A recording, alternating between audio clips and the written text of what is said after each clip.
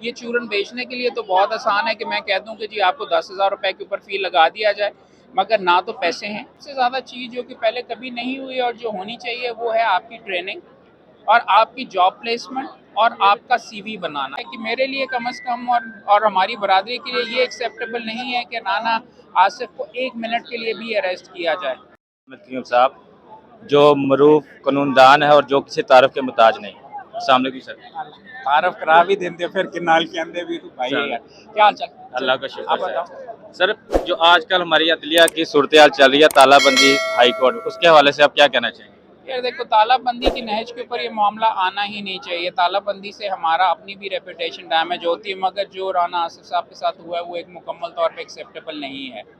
उनकी कोई इस मामले के अंदर गलती नहीं थी और ज़िद और अना के ऊपर अनफॉर्चुनेटली दोनों साइडों के ऊपर ये हो गया हुआ और दोनों साइड्स का बीच में नुकसान हो रहा है और आवाम का भी हो रहा है। इसको फिल फॉर जल्द अज जल्द ये मामला रिजॉल्व होना चाहिए। प्रेसिडेंट्स भी मौजूद हैं और जिस टाइम के ऊपर ये सारे रेगुलरली लड़ाई होती है, रेगुलरली आवाज़ ऊंची नीची वगैरह होती है, मगर 3 महीने की एक्चुअली कंटेम्प्ट के ऊपर सज़ा मुकम्मल तौर पे अनएक्सेप्टेबल है। तो क्या सर, क्या ये जो हमारी जो इसको कोई हम तरीकाकार नहीं निकाल सकते आगे, इस तरह का कोई हमारा मामला ना हो अदालत के साथ? यार रोज होता है यार, और रोज बीच में आप ये ओहदेदार आज इलेक्शन में खड़े हुए, आप अपने ओहदेदार को खड़ा ही इसलिए करते हैं कि वो जाके फौरन रिजॉल्व करे। और ये मामला इस नहज के ऊपर, इस एडवांस स्टेज के ऊपर जाना ही नहीं चाहिए। इसमें पॉलिटिकल अनासर, धड़ेबंदी, ये चीज़ें अनफॉर्चुनेटली आ जाती हैं। अदरवाइज जब मैं सेक्रेटरी था बार एसोसिएशन के अंदर, मल्टीपल टाइम्स ये हुआ है, हमें फौरन बुलाया जाता था, हम फौरन जाके जी छोड़ें जी भाई है, ये है, वो है वगैरह। यहाँ पे तो किसी को मौका ही नहीं मिला और सीधा 3 महीने की सजा दे दी है, वो अनएक्सेप्टेबल है। यहाँ पे बहुत ओवर डोइंग हुई है। तो अब इसका किस तरफ जा रहा है, आप क्या देखते हैं, इसका रिजल्ट क्या निकलेगा? यार देखिए, इसका रिजल्ट तो ये है कि मेरे लिए कम से कम और हमारी बरादरी के लिए ये एक्सेप्टेबल नहीं है कि राना आसिफ को 1 मिनट के लिए भी अरेस्ट किया जाए। प्रेसिडेंट मौजूद है यहाँ पे, आपके एसी साहब थे या डीसी साहब थे जो मंडी बहाउद्दीन के मामले के अंदर, उनको सरेंडर किए बगैर कोर्ट में भी बल्कि नहीं आए थे और उनको बीच में मामला उनका रफा दफा कर दिया गया था। हमारे भाई यहाँ पे आए, कोर्ट में सरेंडर करने में कोई हमारा यहाँ पे ईगो वाली बात नहीं है।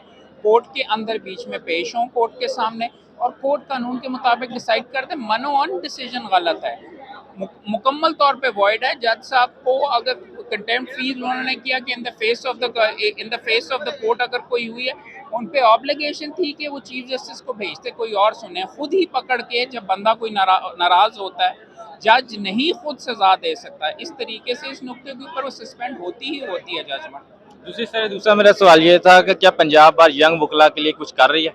यार देखो, सबसे ज़्यादा चीज़ जो कि पहले कभी नहीं हुई और जो होनी चाहिए वो है आपकी ट्रेनिंग और आपकी जॉब प्लेसमेंट और आपका सीवी बनाना। ये तीनों की तीनों चीज़ों के ऊपर हमने काम कर दिया हुआ है और बार वोकेशनल कोर्स का 6 हफ्ते का हमने कोर्स बनाया।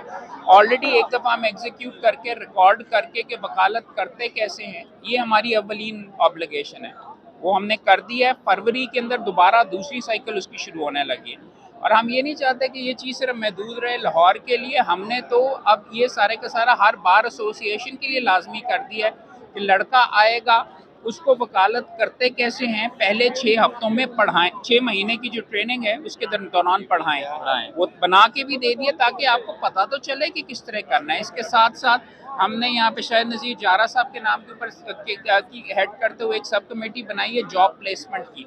सीवी आपका बनाए, जो नौकरियाँ जो इश्तहारात आते हैं वो आप सारों के लिए अवेलेबल करें और होते हैं। और अगर किसी ने किसी जगह के ऊपर कोई अपने चैम्बर वगैरह में जाना है तो वहाँ पे भी जारा साहब बहुत अच्छे अंदाज के अंदर वहाँ पे रजू कर रहे हैं। ये हमने सिलसिला शुरू किया हुआ है। तो सर, क्या उनको अकोमोडेट भी किया जाएगा इनको यंग लायर्स को जो फ्रेश आएंगे इन 6 मंथ में? अकोमोडेट का क्या मतलब? उनको फाइनेंशियली मैं कह रहा हूँ। फाइनेंशियली करने के, देखो यार, ये चूरन बेचने के लिए तो बहुत आसान है कि मैं कह दूं कि जी आपको 10,000 रुपए के ऊपर फी लगा दिया जाए, मगर ना तो पैसे हैं।